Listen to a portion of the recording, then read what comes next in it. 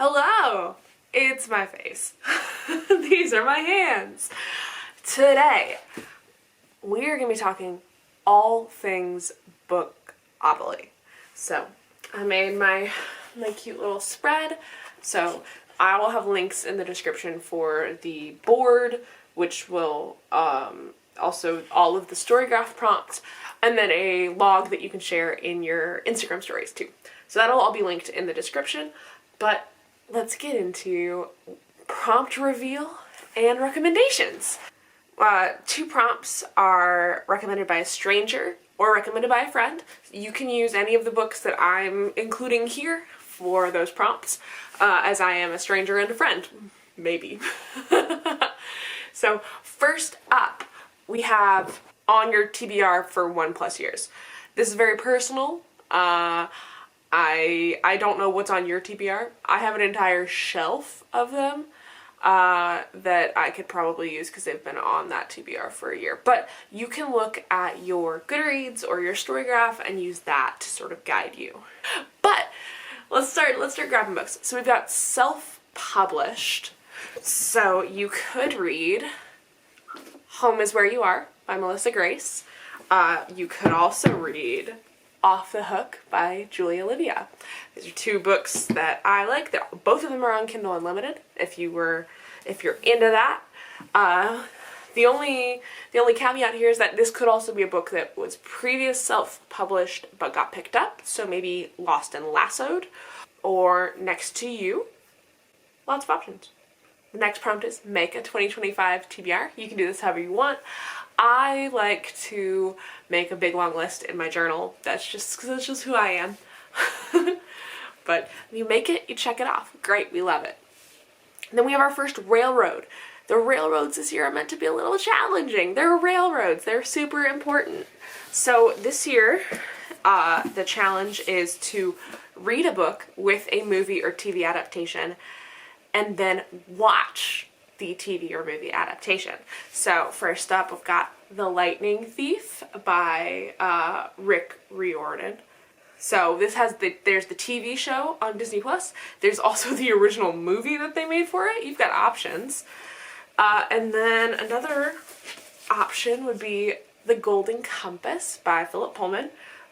This is called His Dark Materials. I think there's an HBO series, maybe? Then we have Bought for the Cover.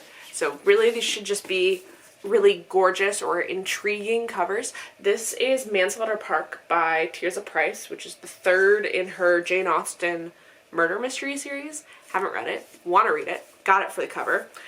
And then another would be Beholder by Ryan LaSala. Gil picked this out because he thought the cover looked so badass. So we also have Takes Place in a Country That You Want to Visit. So Last Call at the Local, which would be Ireland, or Where the Library Hides, which I believe is Egypt. This could also be a fantasy country. More often than not, I find that a lot of the fantasy countries I actually don't want to visit because people are dying all the time, but you know, to each their own. And then we have Read for a Book Club. So this could be a book club in your life in reality or an online book club. I host the Joyful Chaos book club. We read approximately 2 books a month and we Zoom with the authors. And we've got a number of them upcoming. So I'll have a link to where you can sign up for our newsletter and get info on which chats we're hosting soon. There's also features your least favorite trope. So it's personal. You'll have to figure out what your least favorite trope is. Mine would probably be miscommunication. Almost certainly. But generally, I often find that the books that have my least favorite tropes I don't buy, so I don't have any here to show, and they're all kind of also just leaching out of my brain. We also have Romance with No Third Act Breakup. So first we have Out on a Limb by Hannah Bonham Young. Also, it's worth noting that I might mess up some of these and they might not actually be correct, so take my recommendations with a grain of salt. Then we have also Perfect Fit by Claire Gilmore. This is one of my favorite books of the year. It was freaking fabulous and I loved it, and there's no third act breakup. Following in the vein of things that I don't remember but I might be wrong about, is a character's kiss in the rain. So I went on Reddit, and Reddit said that there's rain scenes in both of these Emily Henry books, both in Beach Read and People We Meet on Vacation. Whether or not there's smooching, I don't remember. But I will say that in Yin Yang Love Song, which comes out, I think it comes out in either late January or early February, there is a rain kissing scene in that. Next, we have books on the cover. So we've got Bookshops and Bone Dust. I got a book right there. Viv is holding said book. I hate these deckled edges. And then, of course, another Emily Henry book, Book Lovers. It's also helpful here, right, to actually make the TBR, because one of the railroad prompts is a random book off your TBR. So pick a random number generator, have your husband or friend or sibling just pick randomly off of your list. Bing, bang, boom, done. Next we have banned books. So one banned book, I was actually surprised about this, is The Hunger Games. That book's banned. I would assume it's because of the violence. And then one of my favorite banned books, Looking for Alaska by John Green. This is banned, I believe, because of sexual content. But I love it. And there are many more. You can see what's banned in your areas or overall. If you want to be super fun, you can find the most banned book and read that. Next we have second in a series. So we've got A Demon's Guide to Wooing a Witch by Sarah Hawley. This is the second in her Glimmer Falls series. And then we have What If You and Me by Roni Loren. Oh, okay, so this is the second in the Say Everything series. I actually really liked that one because she dated, like, she had a stalker, and yeah. Moving on to the creepy crawlies, we're doing into sort of our mystery focused ones. So we have a locked door or locked room mystery. So first is Under Lock and Skeleton Key by Gigi Pandion. And then The Most Wonderful Crime of the Year by Allie Carter. Both locked room, locked door mysteries, and both very enjoyable. I really liked them. Next, we have Focused on a Serial Killer. So, if you want more than one serial killer, you can try Butcher and Blackbird. This is a dark romance. It's not necessarily a thriller or a horror, but they're serial killers. And then another would be 8 Perfect Murders by Peter Swanson. Debut author is the next prompt. So you could read the author's debut, so that would be the first book of theirs that was published, or you could also just see that they usually they'll be like, oh my god, this is their debut. In 2025, there are going to be plenty of authors this year that are having debuts. The two that I picked were The Kiss Countdown by Etta Easton. This was her debut, and it was lovely. And then The Truth According to Ember by Danica Nava, which was phenomenal. I was laughing the entire time.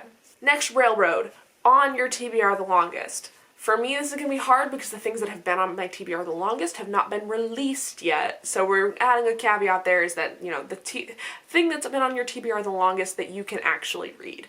Because if I could read The Doors of Stone by Patrick Rothfuss, I would be doing it.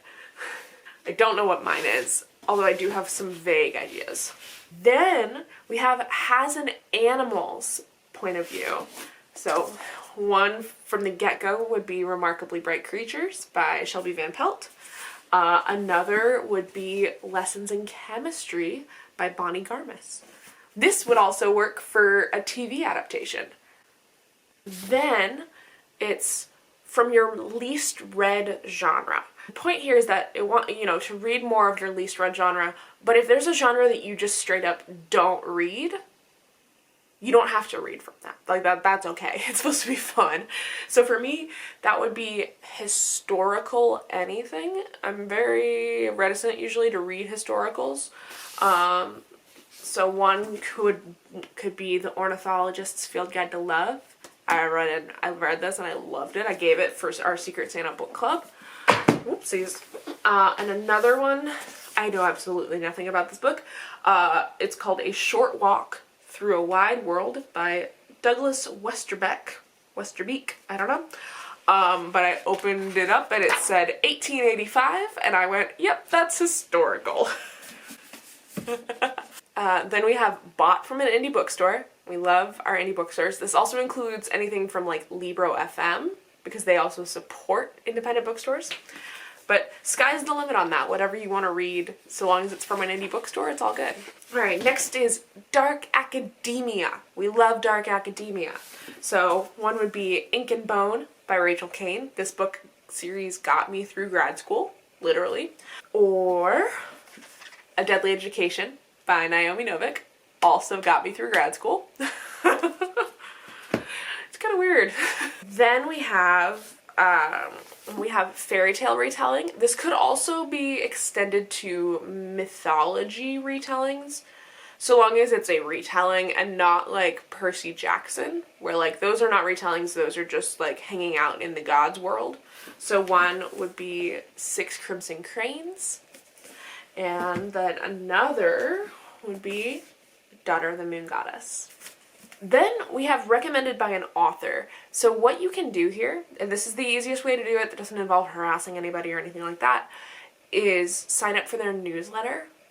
And, you know, you'll have multiple favorite authors. And almost always in their newsletter, they talk about books that they've been reading and loving. And so you can get a recommendation from there for free. Then we have Features, a Death Game. Death Game. So any kind of like trial that's deadly, that's what we're looking for. So one would be Gideon the Ninth by Tamsin Ware, where there's a deadly trial to become, essentially to become like an immortal necromancer. And then there's also Servant of Earth by Sarah Hawley, which is one of my favorite books right now, where there is a trial to gain your Fey magic. And it's a death game. People die. So Hunger Games, also a great example of a book with a death game. Then we have Buddy Read with a Friend. So really just find a friend, read the same book, check, done. And then the last two, we're going nonfiction all the way. First is a memoir. I don't even own any memoirs. That's how infrequently that I read them. But there are plenty out there. I just don't have any recommendations off the top of my head. Lifestyle or self-improvement. These are two books that I want to read this year. The first is The Financial Diet by Chelsea Fagan. I love her. I really do. I love her nonfiction books. I love her fiction books. And I want to get better with money, so we're hitting that one up. I think I might have already read this. It might even be a reread. I don't know, but it's happening. And then we have Feel Good Productivity by Ali Abdaal, which is about how to do more of what matters to you. And of course, there are other prompts in Bookopoly that do not require you to read a book. These would be like following a new booktuber or bookstagrammer, a 30-day no book buying. That one's the hardest one, and I always knock it right out in January. But that is it. Let me know in the comments if you're going to be hopping in for Bookopoly. Also, what book or prompt you're most excited to read for this challenge. And happy reading!